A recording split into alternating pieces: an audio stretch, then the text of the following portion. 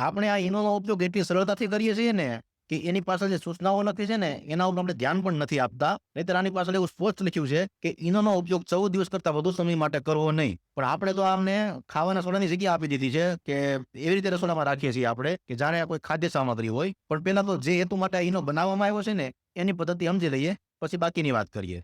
આપણો જઠર ખોરાકને પચાવવા માટે જે પાચક રસ બનાવે છે ને એમાં હાઇડ્રોક્લોરિક એસિડ હોય છે, અને આ હાઇડ્રોક્લોરિક એસિડ એટલું જલદ હોય છે ને કે જોને પેટમાંથી બહાર કાઢી એક બાઉલમાં ભરવામાં આવે અને પછી એ બાઉલમાં દાઢી કરવાની બ્લેડ નાખવામાં આવે ને તો 24 કલાક કરતા ઓછા સમયમાં દાઢી કરવાની બ્લેડની જે ધાર હશે ને એ એમાં ઓગળી જશે. અથવા તો આ પાચક રસને જો કોટનના ટી શર્ટ ઉપર રેડવામાં આવે ને તો એ ટી શર્ટને બાળી અને એની આરપાર નીકળી જશે. આટલું જલદ હોય છે. હવે આટલું જલદ એસિડ આપણા શરીરમાં એટલા માટે રહી શકે છે કેમ કે આપણો જે જઠર હોય છે ને એની અંદર એક મ્યુકસ નામનું આવરણ હોય છે કે જે આપણા જઠરને આ એસિડથી બચાવે છે. અને આ એ જ એસિડ છે જેના હિસાબે આપણને એસિડિટી ફીલ થાય છે. હવે એસિડિટી થવાના 2 કારણો હોઈ શકે.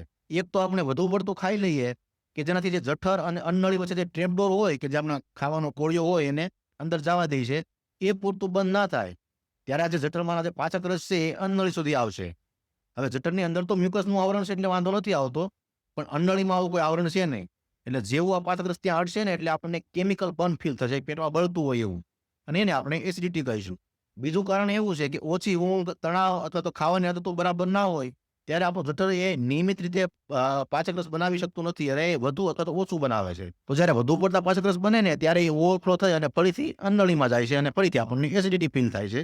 પણ બંને રીતમાં કારણ એક જ છે કે જ્યારે આ જે પેટનું એસિડ છે એ અન્નનળીમાં પહોંચે ત્યારે આપણને એસિડિટી ફીલ થાય છે. હવે ઈનો એ જેનો તાત્કાલિક ઇલાજ શોધી કાઢ્યો ને એ કોઈ રોકેટ સાયન્સ નથી. આપણે 8મા ધોરણથી એમાં ભણતા હોઈએ કે જ્યારે એસિડ અને બેઝ વચ્ચે પ્રક્રિયા થાય ને ત્યારે એસિડ અને બેઝ બંને ભેગા થઈ અને એકબીજાની અસરને નાબૂદ કરે છે અને બદલામાં ક્ષાર અને પાણી બનાવે છે. તો આપણા પેટમાં હાઇડ્રોક્લોરિક એસિડ છે અને આ જે ઈનો છે એ સોડિયમ બાયકાર્બોનેટ નામનો બેઝ છે.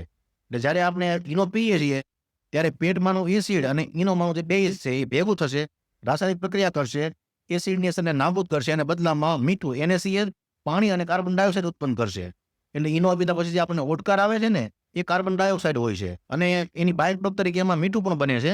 એટલે આમાં એક બીજી સૂચના પણ લખેલી હોય છે કે જે લોકોને કિડનીની અથવા તો બીપીની સમસ્યા હોય ને એને પણ આ ના લેવી. અને અહીંયા આપણે એ વાતને સમજવાની છે કે આ જે ઈનો છે એ જ એસિડની અસરને નાબૂદ કરે છે કે જે આપણું ખાધેલું પચાવવા માટે જરૂરી છે. એટલે જ્યારે વધુ પડતો ઈનો લેવામાં આવે ને ત્યારે એ વારાફરતી બધા એસિડને ન્યુટ્રલ કરી નાખે છે અને ખાધેલું પચાવવા માટે શરીરમાં એસિડ ના હોય. એટલે એવું બની શકે કે આપણે એક ઈલાજ માટે ઈનો લઈએ એ સમસ્યાને નોતરું આપે. એટલે જ્યારે આપણે આ પ્રકારની દવાઓ લઈએ ને કે જેના માટે આપણે ડોક્ટરને ના મળતા હોઈએ, બજારમાંથી સીધું પેકેટ લઈએ અને પેટમાં પધરાવીએ ત્યારે એના રેફર ઉપર શું લખેલું છે ને એ એક વખત જોઈ લેવું એ આપણા માટે હિતાવહ છે.